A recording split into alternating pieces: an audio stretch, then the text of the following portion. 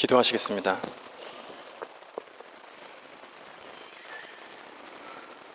하나님 아버지, 감사합니다. 온 가족이 모여 함께 예배를 드립니다. 이 시간 아이에게 필요한 배움을 주시고 어른에게는 어른에게 필요한 깨달음을 주옵소서. 그러나 무엇보다 우리가 함께 예배드림으로 행복을 느끼게 하시고 우리가 서로 하나됨을, 그리고 또한 하나님과 연합함을 느끼게 하여 주옵소서. 예수 그리스도의 이름으로 기도드렸습니다. 청소년 여러분, 청소년이라고 하니까 좀 이상하지요? 목사님은 오늘부터 여러분을 어린이라고 부르지 않기로 했어요. 여러분들 예배 드리시고 성경 봉독하시는 거 보니까 이제 여러분은 어린이가 아닌 것 같아요. 저는 오늘부터 여러분을 청소년 여러분이라고 부르기로 했습니다. 빨리 적응하시는 게 좋을 거예요. 내가 여러분 대접해 드리는 거니까요. 오늘 목사님 설교 길지 않을 거예요. 그냥 목사님 어렸을 때 여러분만한 나이에 있었던 일 이야기해 줄 거예요. 재밌는 얘기예요. 모르겠어요, 재밌을지. 이제는 제가 생각해도 재밌는데 옛날에는 슬펐던 얘기예요. 참 잘 들어봐요. 목사님이 여러분 나이쯤에 목사님은 저희 아버지가 저를 사랑하지 않는다고 생각했어요. 사랑하지 않는 정도가 아니라 우리 아버지가 저를 이용하고 되게 일부러 고생시킨다고 생각했어요. 우리 아버지도 목사님이거든요. 근데 저처럼 친절하고 웃음이 많고 잘생긴 그런 목사님이 아니고 눈에 도끼가 가득하고 말이 전혀 통하지 않는 정말 이상한 사람이에요. 저희 아빠가 항상 저에게 뭐라고 말씀하셨냐면 항상 지고 다녀라, 항상 맞고 다녀라, 항상 울고 다녀라 라고 말씀하셨어요. 어딜 가도 제일 못난이가 되라고 말씀하셨어요. 개 중에서 옷 제일 못 입은 사람, 개 중에서 제일 유행에 뒤처지는 사람, 개 중에서 제일 부족한 사람, 없는 사람, 유일하게 스마트폰이 없는 사람, 그런 동아야 너였어? 그런 사람이 되라고 목사님 아버지는 항상 저에게 말씀하셨어요. 정말 이상한 사람 아니에요, 우리 아버지? 정말 이상한 사람이에요. 목사님은 평생 한 번도 장난감 가져본 적이 없어요. 목사님 어렸을 때도 자동차도 있었고 로봇도 있었어요. 하지만 목사님 한 번도 가져본 적 없어요. 우리 아버지가 단 한 번도, 단 한 개도 사준 적이 없어요. 그래서 어느 날 제가 너무 화가 나서 아빠한테 물어봤어요. 아니, 대들었어요. 아빠, 왜 난 장난감을 안 사줘? 그랬더니 아빠가 나한테 뭐라고 얘기를 하냐면 택천이가 장난감이 있느냐라고 물어보는 거예요. 택천이는 당연히 장난감이 없죠. 왜냐하면 택천이가 누구냐면 우리 교회 어떤 할머니 집사님의 아들인데, 아니 손주인데, 엄마 아빠는 이혼하셔서 어디 사시는지도 모르고 할머니랑 둘이 살아요. 택천이 할머니가 상추 팔고 깻잎 팔고 고추 팔아가지고 겨우겨우 살아요. 걔가 언제 돈을 모아서 장난감을 사겠어요? 그랬더니 우리 아버지가 이렇게 얘기하시는 거예요. 택천이가 장난감이 없으면 너도 장난감이 없어야 된다. 너무 억울한 거예요. 내가 택천이가 나랑 무슨 상관이에요? 그러면 택천이가 죽는 날까지 장난감 없으면 나도 장난감 없어야 되잖아요. 너무 화가 나는 거예요. 그래서 내가 아버지한테 막 따졌어요. 아니, 도대체 택천이랑 나는 무슨 상관이냐 막 따졌는데 우리 아버지가 25년 전에 했던 말이 난 아직도 잊혀지지가 않아요. 우리 아버지가 나한테 뭐라고 했냐면 바로 그 가난한 집에서 낸 헌금으로 우리가 먹고 살고 있다.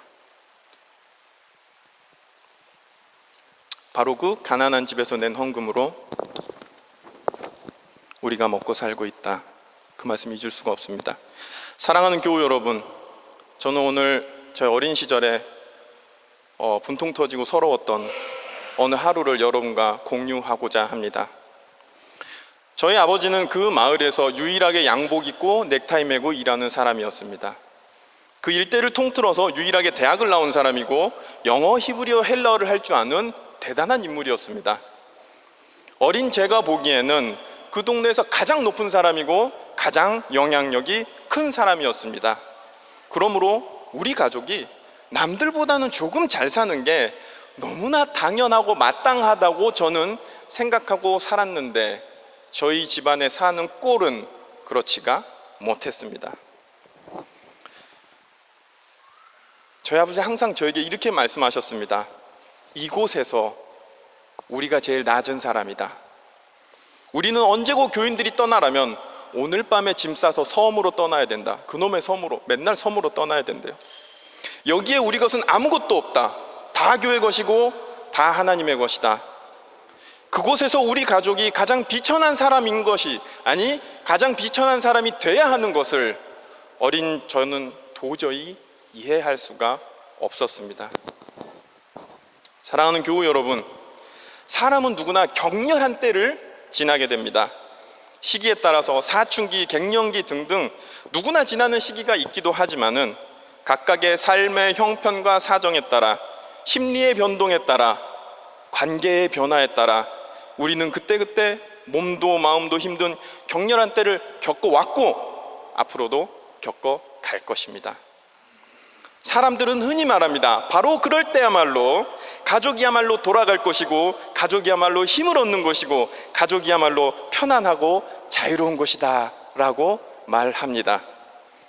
그러나 그것은 사실상 사람들이 원하는 가족의 모습이지, 정말 다큐멘터리적인 시각에서 보자면 가족은 절대 그렇지 않습니다. 가족은 가장 상처 입기 쉬운 곳이고, 부모 자녀라는 입장에 딱 고정되어 있는 매우 부자유스러운 곳입니다. 사람 간의 예의와 거리가 가장 지켜지지 않는 곳이 가족이고, 불통과 불만족의 상황에서 가장 크게 실망하게 되는 것이 바로 가족입니다. 가족은 도저히 떠날 수가 없는, 죽을 때까지 묶여있는 하나의 공동체이기 때문입니다. 한국 속담에 안에서 새는 바가지 밖에서도 샌다라는 말이 있습니다. 제 경험상 이 말 맞지 않습니다. 안에서 새는 바가지 밖에서 새는 거 저 별로 못 봤습니다. 물론 밖에서 줄줄 새는 바가지는 영락없이 안에서도 줄줄 셉니다. 하지만 안에서 가끔 찔끔찔끔 새는 바가지, 밖에 나가면 긴장하고 조심해서 잘 새지 않습니다.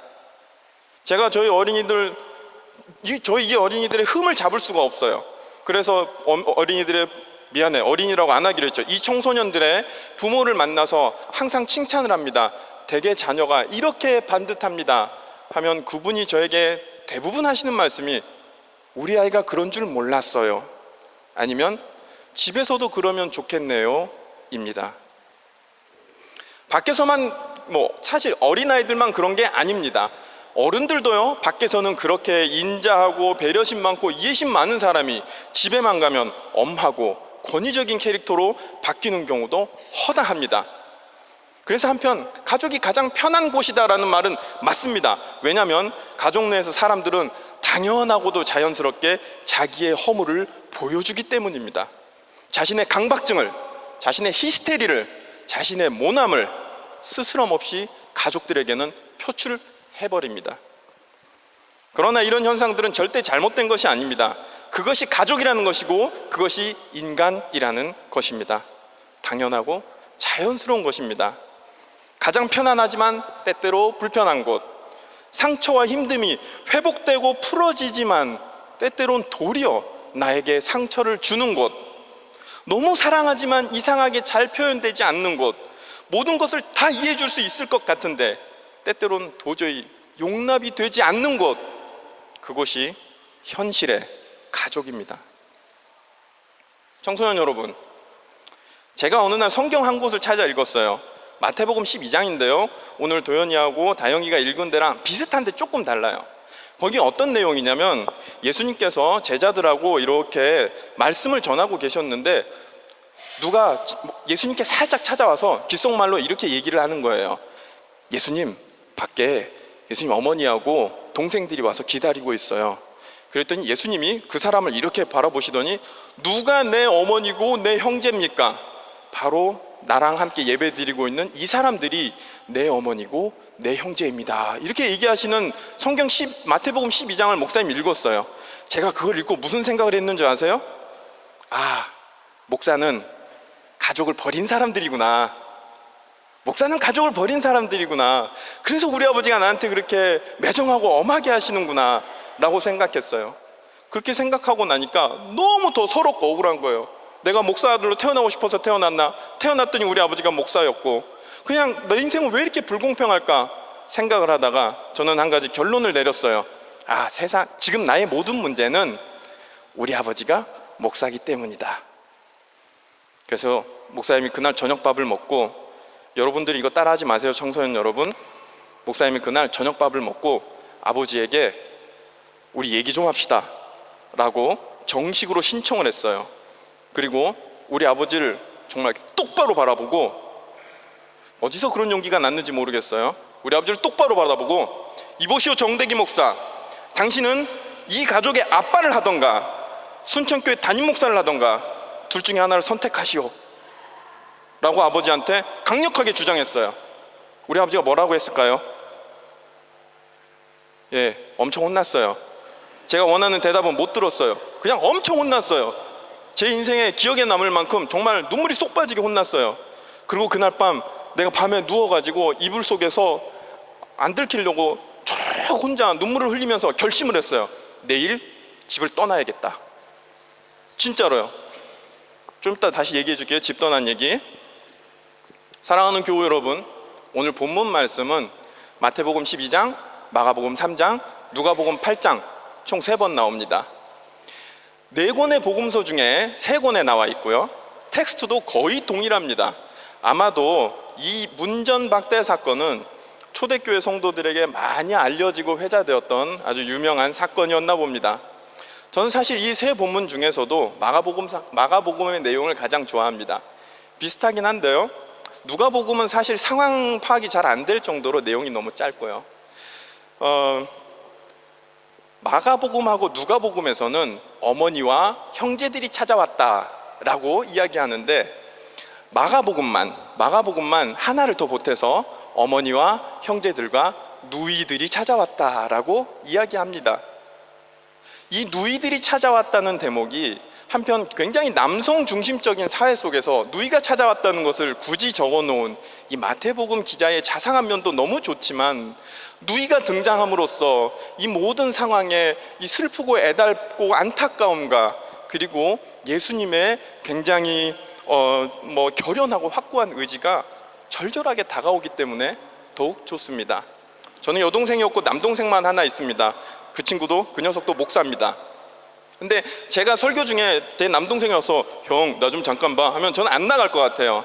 제가 여동생이 없어 봐서 모르겠는데 여동생이 오빠 하면 나갈 수도 있을 것 같아요. 약간 그런 좀 더 가족적이고 가깝고 뭔가 포근하고 가족에 대한 그런 뭉클함이 더 누이라는 표현에서는 더 우리가 느낄 수 있는 것 같습니다. 그런데 마태복음에서는 이 이야기가 어떤 한 사람과 예수님의 대화로 그려지고 있습니다. 그래서 예수님께서 자신의 설교를 방해한 어떤 한 사람에게 나무라거나 깨우침을 주는 듯한 느낌으로 그려져 있습니다. 그래서 예수님의 누가 내 어머님의 형제냐라는 말이 더 매정하고 좀 더 권위적으로 들려옵니다. 하지만 마가복음은 약간 상황이 틀립니다. 마가복음은 예수님의 가족들이 밖에 와서 안에다가 소식을 전했죠. 밖에 가족들이 와 있다.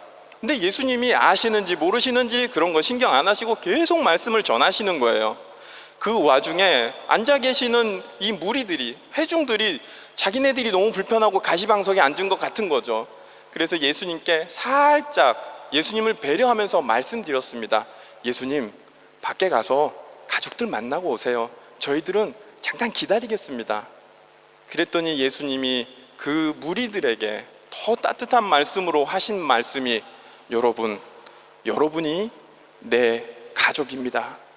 여러분이 내 어머니고 여러분이 나의 형제 자매입니다 라고 말씀하신 것입니다.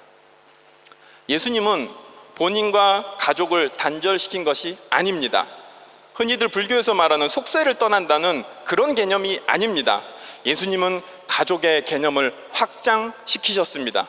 꼭 피를 나누고 한 부모 아래에서 성장을 해야만 가족이 아니라 누구든지 하나님의 뜻을 행하는 사람들은 다 한 가족이라는 것을 이 사건을 통해 우리에게 보여주셨고, 그리고 그 순간 혹여 그 자리에 아버지가, 아들이, 혹여 형제가 필요했을 그들에게 진정으로 가족이 되어 주셨습니다. 청소년 여러분, 그래서 목사님이 그 다음날 점심을 먹고 엄마 아빠가 짐을 싸서 일을 나가시자마자 가방을 쌌어요. 집을 떠나려고 가방을 싸서 문을 열고 나갔는데 어디로 가야 될지 모르겠는 거예요. 첫 번째는 어디로 가야 될지 모르겠고, 두 번째는 내가 집을 떠나면 우리 엄마 아빠가 어떻게 반응을 할지 너무 궁금한 거예요. 그래서 멀리 갈 수는 없고 어디 엄마 아빠를 감시할 수 있는 데가 없나 했는데, 제가 그때 교회에서 살고 있었는데 교회에 이렇게 지붕이 이렇게 생겼는데 이 지붕 끝에 십자가를 달려고 여긴 좀 반듯하게 이렇게 만들어 놨어요. 그래서 교회 지붕을 그 어린애가 기어 올라갔어요. 교회 지붕에 올라갔는데 지붕 께 반듯하고 옆에 십자가가 달려 있는 거예요. 근데 여기 서 있으면 들키잖아요. 앉아 있어도 들키더라고요. 그래서 십자가 밑에 아예 들어 누웠어요. 안 들키려고. 한 2시쯤 됐던 것 같아요. 근데 그날 날씨가 너무 좋았어요. 기억이 나요. 하늘이 파랗고 구름이 정말 선명한 하얀 구름이 떠다니고 막 새 소리도 나고 저 멀리서 아이들 뛰어노는 소리도 나고, 제 인생에 그렇게 자유롭고 평화로웠던 적이 있었던가 싶을 만큼 너무 행복했어요. 누워서 별 상상을 다 했어요. 아, 엄마 아빠가 들어오면 어떻게 될까? 아, 이제 내가 가족을 되찾는 것일까? 되게 막 기대에 부풀어 있는데 아니나 다를까? 좀 있다가 엄마 아빠 들어오는 소리가 나는 거야. 엄마 아빠 들어와. 제가 일부러 조금 집 나간 흔적을 좀 이렇게 만들어 놨거든요. 들어오자마자 엄마 막 비명을 지르고 아빠가 아들아 잘못했다, 내가 미안하다, 돌아와, 나고 막 온 동네를 뛰어다니고, 그러면 내가 몰래 내려가서 아빠를 용서해 줘야겠다 생각을 하고 있었는데 한 30분이 지나도 아무 소리도 안 나. 아, 아직 못 보셨나? 1시간이 넘어가도 밑에서 아무 소리도 안 나요. 화장실 가는 소리도 안 나. 그쯤 되니까 슬슬 추워오고 눈물이 찔끔찔끔 나는 거야. 내가 차라리 그때 눈물을 찔끔 안 흘렸으면 모르겠는데 눈물이 찔끔 나니까 이게 멈추지를 않는 거야. 그러더니 그냥 에라 모르겠다고 거기서 막 대성통곡을 하는데, 소리를 크게 내면 우리 엄마 아빠한테 들키니까 소리도 크게 못 내고 정말 이를 악물고 막 허리가 끊어지는 것 같이, 그 어린애가 거기서 여러 분 나이 애가 십자가 밑에서 막 엉엉 울었어요. 진짜 내 인생에 기억이 남을 만큼 십자가 아래서 그렇게 한번 엉엉 울어봤어요. 사랑하는 교우 여러분, 오늘 저는 여러분께 한 가지 질문을 던지고자 합니다. 도대체 한 인간이 완전하게 살아가는 데에 얼마나 많은 사랑이 필요한가 하는 것입니다. 좀 더 깊게 들어가자면, 한 인간이 다른 인간으로부터 받는 사랑으로 완전한 만족감을 느낄 수 있느냐 하는 것입니다. 사람은 끝도 없이 애정과 존경을 갈망하는 존재입니다. 아브라함 매슬로우라는 미국의 심리학자가 인간의 욕구를 5가지로 분류했어요. 첫 번째는 생리적 욕구, 그리고 안전의 욕구, 그리고 애정과 소속감과 공감의 욕구, 그리고 존경의 욕구, 자아실현의 욕구, 5가지로 분류했습니다. 물론 한 40-50년 된 철학자의 이야기입니다. 심리학자의 이야기입니다.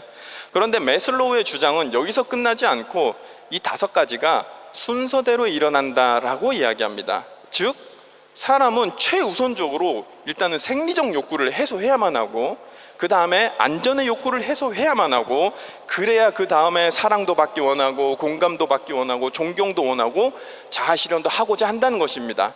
즉, 배고픈 사람이 자아실현 꿈꾸지 않고 내가 지금 죽게 생긴 사람이 사랑을 갈망하지 않는다는 이야기입니다. 그런데 인간은 태어나자마자 자동으로 한 공동체에 소속이 되어 있습니다. 그것이 아빠, 엄마, 자식, 즉 가족이라는 것입니다. 다시 말해, 인간은 태어나는 순간 충분히 사랑받을 여건이 마련되어 있고 공감받고 소속감을 느낄 준비가 되어 있는 상태라는 것입니다. 또 가족 안에서 자식에게 아낌없이 사랑 주지 않을 부모가 없고 이 자식을 이해하려고 노력하지 않는 부모가 없기 때문에 이론상으로는 인간은 가정 속에서는 사랑이 부족하다고 느끼지는 않아야 합니다. 그러나 어느 때가 되면 우리 아이들은 이렇게 느낍니다. 우리 부모가 날 사랑하지 않는다. 그리고 어느 때가 되면 아마 청소년기쯤 될까요? 부모가 반드시 그렇게 느낍니다. 내 자녀들이 나를 존경하지 않는다. 아니, 사실 이것은 특정한 어느 때에 특정한 어느 누구에게 생기는 문제가 아닙니다. 사실 인간은 결코 시면의 그 깊은 곳에 있는 사랑에 대한 욕구를 완벽하게 해소할 수 없습니다. 인간은 죽을 때까지 사랑과 이해받음과 받아들여짐에 목을 매는 존재입니다. 한 가족의 사랑은, 한 가족의 구성원들끼리 주고받는 사랑은 그 한 가족을 완전하게 만들기에는 조금 부족합니다. 여러분도 다 아실 것입니다. 부모가 자녀를, 자녀가 부모를, 아내가 남편을, 남편이 아내를 아무리 사랑해도 한 명의 인간으로서의 그 사랑에 대한 갈증과 욕망은 절대로 충족될 수가 없다는 것을 말입니다. 그러므로 한 가정을 완전하게 만들기 위해서는 반드시 하나님의 사랑이 있어야 합니다. 부모를 위한 하나님의 사랑이, 자녀를 위한 하나님의 사랑이 있어야만 한 가족은 비록 완전할 수 있습니다. 인간으로서는 제 아무리 자식이라도, 제 아무리 부모라도 서로에게 채워줄 수 없는 그 목마름과 공허함을 하나님은 채우십니다. 그러므로 여러분, 우리는 이렇게 기도해야 됩니다. 주여, 내 자녀를 사랑해 주소서. 나로서는 부족합니다. 그리고 청소년 여러분, 우리는 이렇게 기도해야 됩니다. 주여, 내 부모를 사랑해 주소서. 나는 부족합니다. 라고 기도해야 됩니다. 저는 저의 부모가 처음부터 지금까지 최선을 다해 저를 사랑하고 있다는 것을 알고 있습니다. 그러나 단언컨대 저는 그것만으론 도저히 살 수 없었습니다. 저는 지금까지 하나님의 사랑과 교회의 보살핌으로 살아왔습니다. 청소년 여러분, 자, 이제 마지막이에요. 목사님이 그렇게 여러분 나이 때 십자가 밑에서 정말 엉엉 울었어요. 웃을 일이 아니야. 내가 엉엉 울었다고, 윤수야. 제가 십자가 아래서 그렇게 엉엉 울었어요. 근데 그때는 몰랐는데 이제는 알겠어요. 그날 하나님이 나를 많이 달래주셨어요. 그날 하나님이 나를 아주 많이 위로해 주셨어요. 엉엉 우니까 속이 좀 괜찮아졌어요. 그래서 몰래 내려갔어요. 그리고 마치 친구 집에 놀러 갔다 온 것처럼 가방을 메고 집에 자연스럽게 들어갔어요. 문을 딱 열었어. 어떻게 돼 있을까? 너무 똑같아. 평소와는 너무 똑같아. 아버지 성경 보시고, 엄마 요리하시고, 내 동생 TV 보고 있고, 전혀 달라진 게 없는 거예요. 그래서 내가 어떻게 했겠어? 나도 평소랑 똑같이 동생 옆에 누워서 독수리 오영제를 봤어요. 평소랑 똑같이 저녁밥을 먹었어요. 평소랑 똑같이 다다락습을 풀고 평소랑 똑같이 잠자리에 누웠어요. 그렇게 이 목사님의 인생 최고에 반항했던 날이 끝났어요. 청소년 여러분, 오늘 목사님 설교 기억 못해도 좋아요. 이거 하나만 기억하면 좋겠어요. 여러분 부모님은 여러분 정말 많이 사랑해요. 여러분이 상상할 수도 없을 만큼 사랑해요. 그런데 부모님 또 뭘 걱정하냐면, 혹시 여러분들이 사랑이 부족할까봐, 자기들이 그렇게 주고도 부족할까봐 항상 걱정하고 기도해요. 하나님, 내가 이 아이들에게 사랑을 다 줄 수 없다면 부족한 것은 하나님께서 채워주십시오 라고 기도해요. 여러분들도 그렇게 하라는 이야기가 아니에요. 알고 있으면 좋겠어요. 여러분의 부모가 여러분을 그렇게 사랑한다는 것을.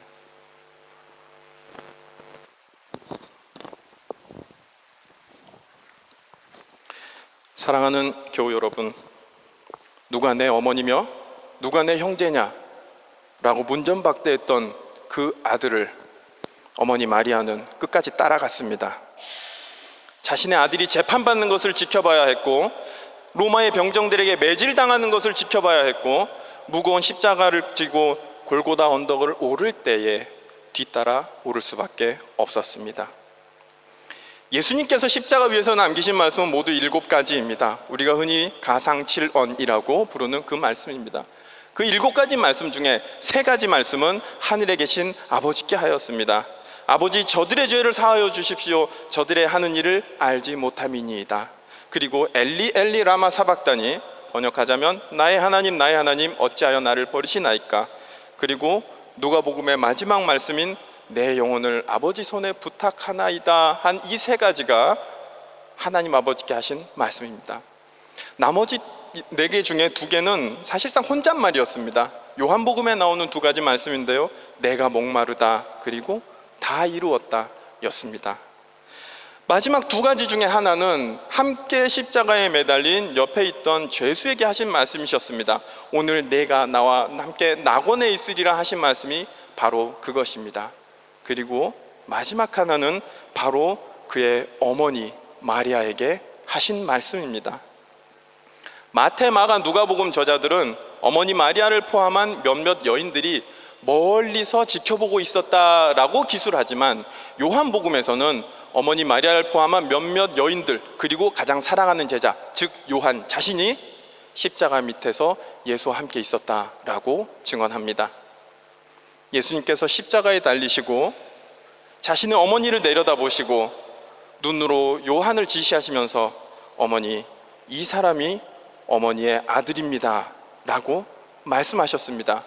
그리고 요한에게는 보라, 내 어머니다 라고 말씀하셨습니다. 성경은 그로부터 요한은 그 어머니를 자신의 집으로 모셨다라고 증언하고 있습니다. 우리는 십자가에 달린 예수 그리스도의 모습에서 신의 모습과 인간의 모습을 동시에 봅니다. 그분은 자신에게 못지라는 사람들을 보시며 도리어 그들을 용서해달라고 기도하시면서도 한편은 그 고통을 이기지 못해 아버지 어찌하여 나를 버리시나이까 탄식하시기도 합니다. 우리는 십자가에 달린 예수님의 모습에서 완전한 초월, 완전한 희생과 함께 너무나도 인간적인 약함의 모습을 봅니다. 이 세상의 모든 영혼을 구원하시는 와중에 어머니를 걱정하는 한 아들의 모습을 우리는 봅니다. 완벽하고 숭고한 신의 모습이기도 하면서 영락없는 인간의 모습이기도 한 이 아이러니가 우리에게 무엇을 말하는지, 우리에게 무엇을 의미하는지 우리는 알 수 없습니다. 기독교 2000년의 역사 속에서 수많은 신학자들이 이 아이러니를 해명하기 위해 무던히 애를 썼습니다. 그러나 저는 예수 그리스도의 삶, 그리고 십자가 위에서 보여주신 아이러니, 또한 죽음을 이기시고 부활하신 사건이야말로 우리가 이해할 수 없는 하나님의 섭리이며 인간의 말로 설명할 수 없는 하나님의 개입하심이라고 생각하고 믿습니다. 우리는 그 우주적이고 전 인류적인 하나님의 계획 안에서, 그리고 감사하게도 우리가 이해할 수 있도록 잠시 인간의 모습으로 머물다 가신 그의 아들 예수 그리스도의 은혜 앞에서 그저 한없는 감사와 완전한 승복, 그리고 철저한 신앙의 고백을 드릴 수밖에 없는 사람들입니다. 25년 전 하얀 십자가 앞에 드러누워 울고 있는 한 아이의 마음을 그렇게 하나님께서 친히 어루만져 주셨습니다. 사람을 통해서는 채워질 수 없는 우리의 사랑에 대한 갈망, 하나님께서 저와 여러분의 마음을 친히 방문하시고 한없는 사랑으로 차고 넘치게 채워주실 것을 간절히 축원합니다. 기도하겠습니다.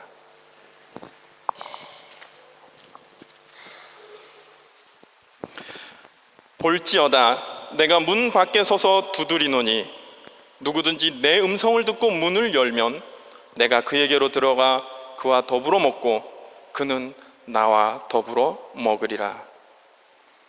사랑의 하나님 아버지, 이 말씀 그대로 우리 가정의 문을 엽니다. 주께서 속히 들어오시라고 이 문을 활짝 엽니다. 이곳에 모인 모든 가정의 식탁에 주께서 들어와 주시고 우리의 아이들의 곁에 또한 우리의 부모들의 곁에 앉아 더불어 사랑의 식사를 나누어 주옵소서. 주와 함께함이 온 가정의 큰 행복이 되게 하시고 그 행복으로 말미암아 우리의 가정이 그리고 또한 우리의 교회가 편히 쉴 곳이 되게 하여 주옵소서.